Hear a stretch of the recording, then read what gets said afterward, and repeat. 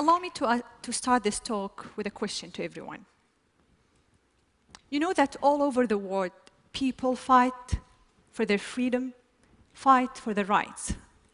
Some battle oppressive governments. Others battle oppressive societies. Which battle do you think is harder? Allow me to try to answer this question in the few coming minutes. Let me take you back 2 years ago in my life. It was the bedtime of my son, Aboudi. He was 5 at the time. After finishing his bedtime rituals, he looked at me and he asked a question. Mommy, are we bad people? I was shocked. Why do you say such thing, Aboudi? Earlier that day, I noticed some bruises on his face when he came from school. He wouldn't tell me what happened. He was ready to tell. 2 boys hit me today in school. They told me, we saw your mom on Facebook. You and your mom should be put in jail. I've never been afraid to tell Aboudi anything. I've been always proud woman of my achievements. But those questioning eyes of my son were my moment of truth, when it all came together. You see, I'm a Saudi woman who've been put to jail for driving a car in a country where women are not supposed to drive cars. Just for giving me his car keys, my own brother was detained twice, and he was harassed to the point he had to quit his job as a geologist, leave the country with his wife and 2-year-old son. My father had to sit in a Friday sermon listening to the imam, condemning women drivers and calling them prostitutes amongst tens of worshippers. Some of them are friends and family of my own father. I was faced with organized defamation campaign in the local media, combined with false rumors shared in family gatherings, in the streets, and in schools. It all hit me.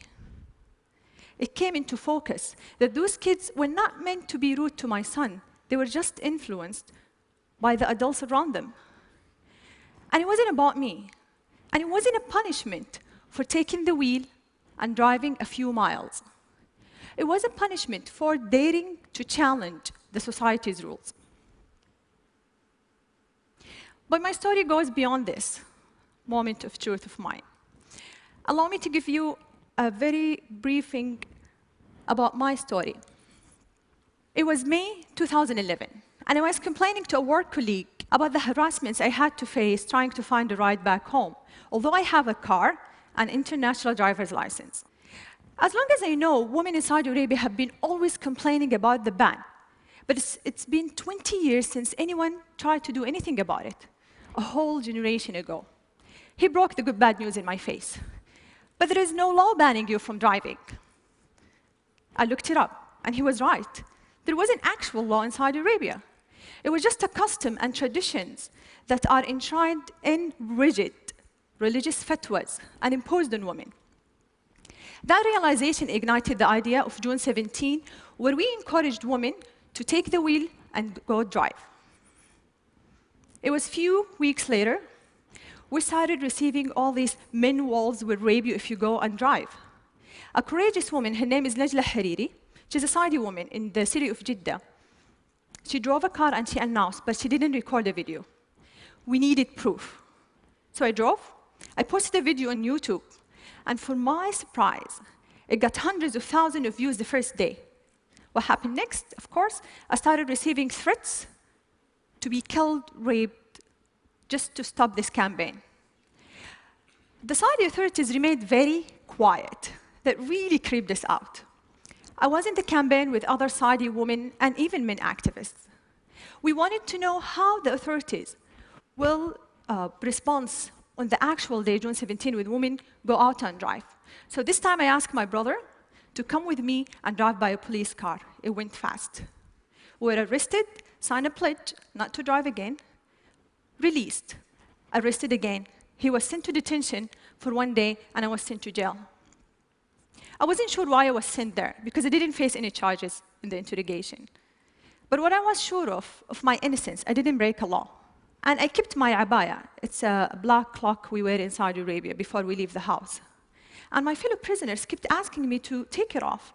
But I was so sure of my innocence, I kept saying, no, I'm leaving today. Outside the jail, the whole country went into a frenzy, some attacking me badly, and others supportive and even collecting signatures in a petition to be sent to the king to release me. I was released after 9 days. June 17 comes. The streets were packed with police cars and religious police cars. But some 100 brave Saudi women broke the ban and drove that day. None were arrested. We broke the taboo.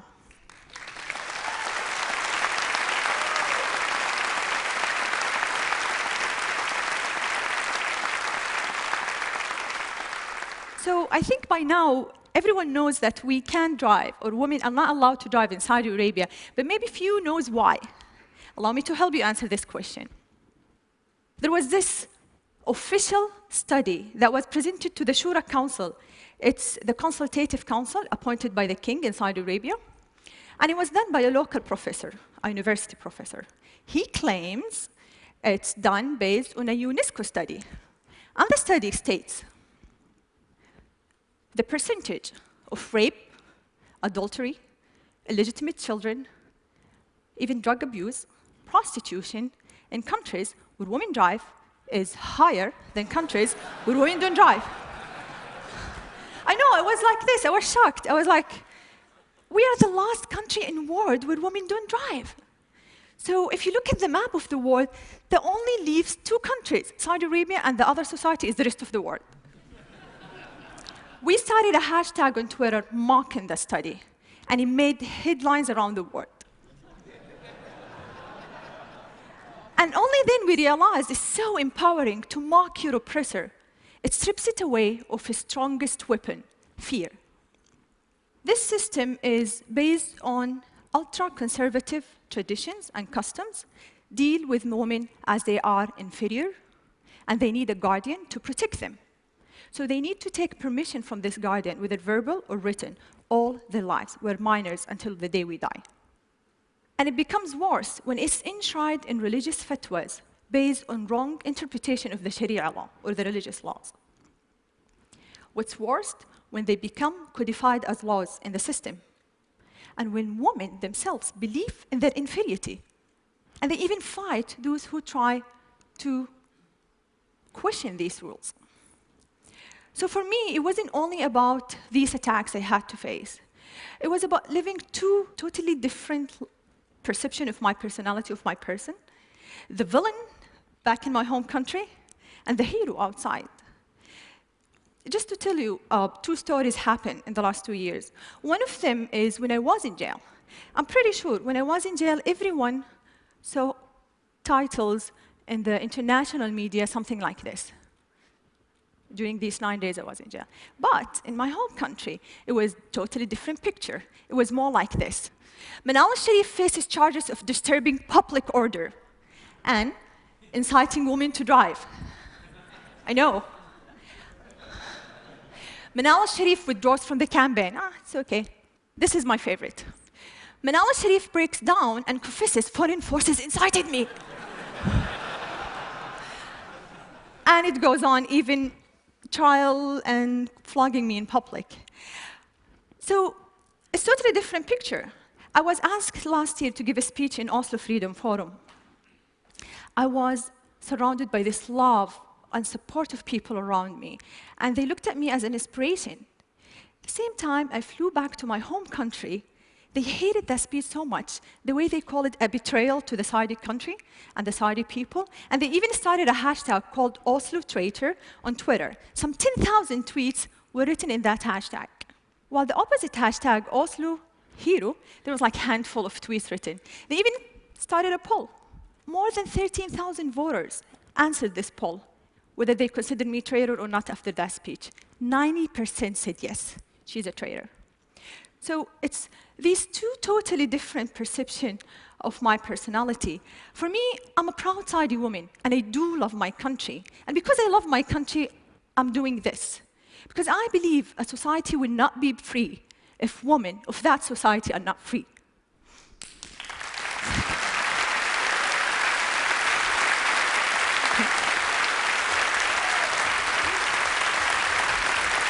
Thank you. Thank you, thank you, thank you, thank you.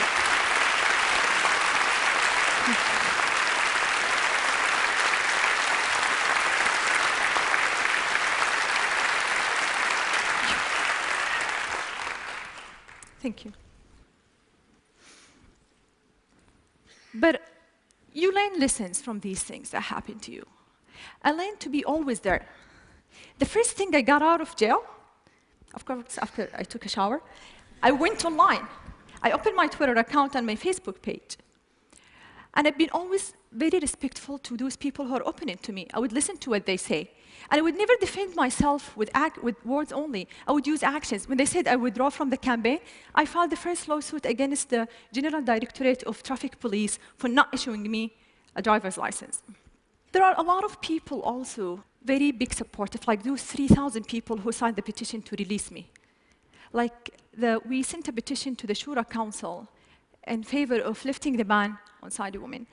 And there were like 3,500 citizens believes in that, and they signed that petition.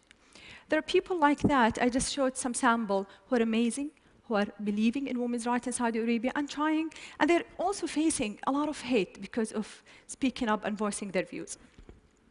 Saudi Arabia today is taking small steps toward enhancing women's rights. The Shura Council that's appointed by the king, by royal decree of King Abdullah, last year, there were 30 women assigned to that council, like 20%. 20% of the council. At the same time, finally, that council, after rejecting our petition 4 times for women driving, they finally accepted it last February.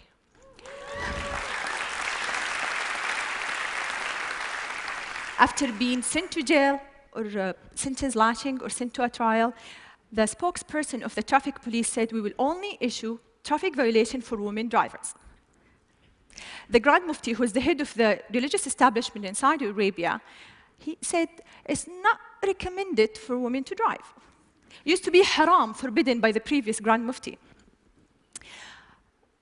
So for me, it's not about only these small steps. It's about women themselves. A friend once asked me, she said, so when do you think this woman driving will happen? I told her, only if women stop asking when and take action to make it now.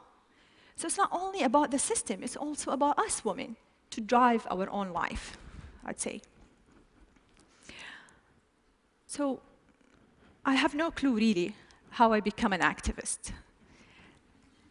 And I don't know how I became one now. But all I know, and all I'm sure of in the future, when someone asks me my story, I will say, I'm proud to be amongst those women who lived the ban, fought the ban, and celebrated everyone's freedom. So, the question I started my talk with, who do you think is more difficult to face, oppressive governments or oppressive societies? I hope you find clues to answer that from my speech. Thank you, everyone.